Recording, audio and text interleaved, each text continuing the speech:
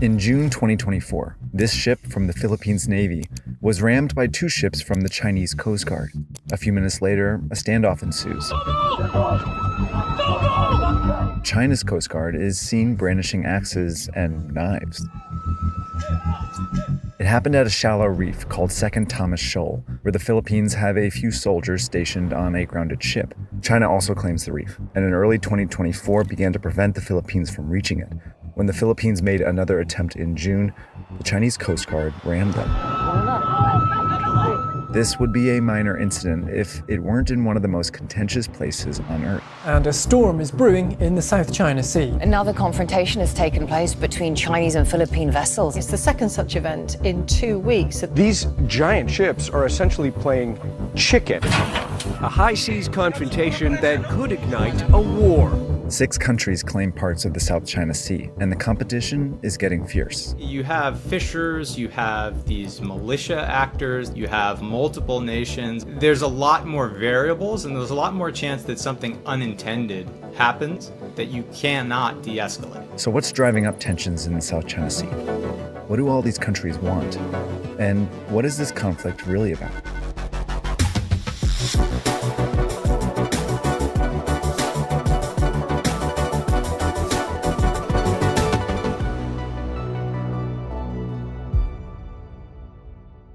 In the South China Sea, the stakes couldn't be higher. Tens of millions of barrels of oil and gas sit below it. Shipping routes that carry $3.4 trillion in annual trade run through it, and its dwindling fisheries sustain millions of people. The Philippines, Malaysia, Brunei, Taiwan, and Vietnam are each claiming rights to waters roughly up to 200 nautical miles off their shores. These exclusive economic zones are prescribed under international law. China has one too, but it's claiming a lot more. It illustrates its claim with this 9-dash line, something its government drew over 70 years ago. They claim some form of historic rights, but what exactly they're claiming within that line has never been clarified. I called Harrison Pratat, an expert on the territorial disputes in the South China Sea. It's part of China's identity now to be a strong nation that does not cede its territory to others. In fact, in 2023, China added a 10th dash next to Taiwan. But the problem with this line is that China's the only country that recognizes it. In 2016, an international court ruled that it has no legal basis. But that hasn't stopped China from trying to take control of it anyways. It's been occupying rocks and reefs all over the South China Sea, and even building new islands. In the Spratly Islands, 3 other countries have claims. But over the last decade, China piled sand onto reefs to build bases, complete with airstrips, weapons, and harbors for its ships. China uses them to extend its claim and support a huge fleet of vessels to enforce it. In 2014, it placed an oil rig within Vietnam's EEZ and sent dozens of ships there to prevent Vietnam from reaching it. Even as the Vietnamese protested, China didn't back down. In 2021, it ordered more than 200 fishing boats to dock at the unoccupied Whitsun Reef, leading the Philippines to worry that China was preparing to build on it, sparking a standoff that lasted for months until the boats left. China's message, though, was clear. If it does not occupy, control, and exclusively exploit the South China Sea, then it should have the say over who does. But today, its neighbors are fighting back.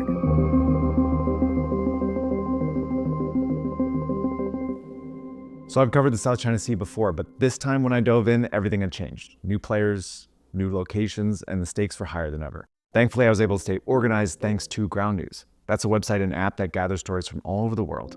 And I love using it for complex stories just like this one. Take China's own efforts to expand its maritime boundaries. Thanks to Ground News, I'm able to see that over 70 outlets reported on it and filter them by political bias, recency, location, even government affiliation. Personally, I focus on sources with very high factuality in order to understand the deeper national interests and biases shaping the headlines. These tools tag every story and headline so you have all the context you need to dig deeper. And I love the interactive map feature that lets you explore news from anywhere in the world. With the second Trump administration starting, global hotspots like the South China Sea are more important than ever. So I use Ground News as my go-to for breaking news stories. And I also use it to keep track of my own media blind spots. If you're a fan of Search Party, this is the kind of thing you're into. And so here's the deal. Go to ground.news/searchparty or use this QR code and you'll get 40% off their Vantage plan. That's what I use. It's great for anyone, again, who wants a clear understanding of the world. Thanks again for their support. Now I'll take you back to the South China Sea. So China's essentially been trying to overrule the claims of the other countries in the South China Sea, and each has been reacting to that in a slightly different way. I thought it'd be useful to rank them from the least to the most aggressive. Taiwan and Brunei have essentially surrendered. Taiwan doesn't want to risk further conflict with China, while Brunei depends on China for most of its trade. Malaysia is typically quiet too, except for when it explores for oil and gas, whereas EEZ overlaps with China's 9-dash line. China protests, but Malaysia refuses to stop. Malaysia tidak berganjak dari tuntutan dan pendirian kita tentang kawasan milik Malaysia, walaupun dibangkitkan oleh negara China. Vietnam is going even further. It claims a number of reefs and islands and has begun to copy China's tactics. It's built this reef into an island base and greatly extended the size of 2 others. In fact, since 2022, Vietnam's reclaimed more land than China has. But for some reason, China hasn't stopped it. Maybe they're putting a premium on those kind of party-to-party Communist Party ties in Vietnam and that relationship. To be honest, there has to be a Chinese response at some point. It could be that China's too busy dealing with an even more aggressive adversary, the Philippines. This country will not lose 1 inch of its territory. When Ferdinand Bongbong Marcos Jr. took power in 2022, he reversed the Philippines strategy. His predecessor had mostly avoided talking about China's island building and activities in the South China Sea, but Marcos ordered his navy to start publicizing them. It began releasing videos showing how the Chinese Coast Guard shadows its ships, cuts them off, and even blasts them with water cannons. By publicizing China's actions, the Philippines hopes to form a common front with its neighbors and get sympathy from abroad. It also wants China to overreact. Sabina Shoal is claimed by both countries, but neither has built any permanent structures. When the Philippines docked a ship there in April 2024, Chinese ships surrounded it, then rammed it over and over until it was forced to leave. China's kind of faced with an interesting decision is like, well, do we lighten up so that we don't look so bad in the international media? Or do we try to punish them harder because now they're trying to make us look bad? Essentially, they've sided on the second option every time. That's exactly what happened in June 2024, when the Philippines sent a boat to resupply its men on 2nd Thomas Shoal, and China refused to let them. No incident in the South China Sea had ever come down to knives and axes. And while actual combat was avoided, one Philippine sailor did lose a thumb when the boats collided. This standoff illustrates exactly why tensions are rising in the South China Sea. For the first time, one country, the Philippines, is fighting back against China. And China's proving willing to escalate in order to stop them. After the fight, the 2 countries struck a deal. The Philippines could resupply its soldiers, but it couldn't repair the grounded ship. This deal will help diffuse tensions in the short term, but eventually, this ship's gonna have to be repaired, and that could lead to a more contentious standoff in the future. The problem is this is just one of several areas that the Philippines and China are contesting.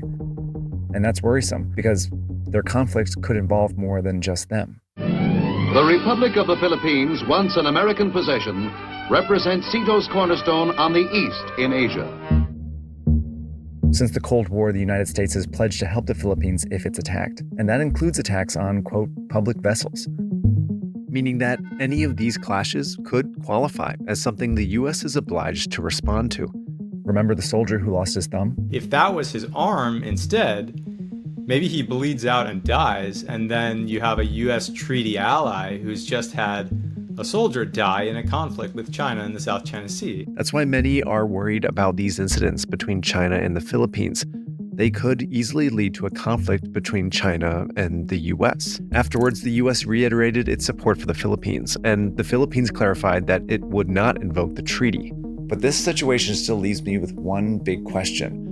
China's choosing to respond aggressively to the Philippines, but not any of the other countries. Vietnam is literally building islands, and China isn't saying anything, but it's cracking down in response to any move the Philippines makes, the one country backed by a superpower. I'm wondering if China is using these incidents with the Philippines to test the US's relationship with them. In addition to the South China Sea, it wants to take over Taiwan and ultimately have influence over all of East Asia. But it's currently constrained by the US and its allies in the region. By acting aggressively against the Philippines, China may be trying to demonstrate to the Philippines that the US doesn't necessarily have its back. There's a logic for China that if they can demonstrate that the US alliance does not help the Philippines, and that the only way to do that is to instead talk to China, make a deal, and kind of give up. They're hoping that this narrative can kind of prying the Philippines away from the US. But basically, so far, what we've seen is the opposite. The Philippine public, there's a large, overwhelming support for the US, and there's a lot of distrust in China. Ultimately, what makes this region so dangerous isn't just the competition on the surface, playing out between these 6 countries, but the other one, between 2 superpowers below the surface. Thanks so much for watching this episode. We're Search Party. We cover sports and geopolitics. If you haven't subscribed yet, now's your chance. We publish every 2 weeks. Always looking for story ideas. So if you've got a sports story, a geopolitics story, ideally one that mixes the two, shoot me an email. One of our next episodes actually comes from a subscriber. So if you send me an idea, I'll check it out. Maybe it'll become an episode. Thanks again for watching, and we'll see you in a couple weeks.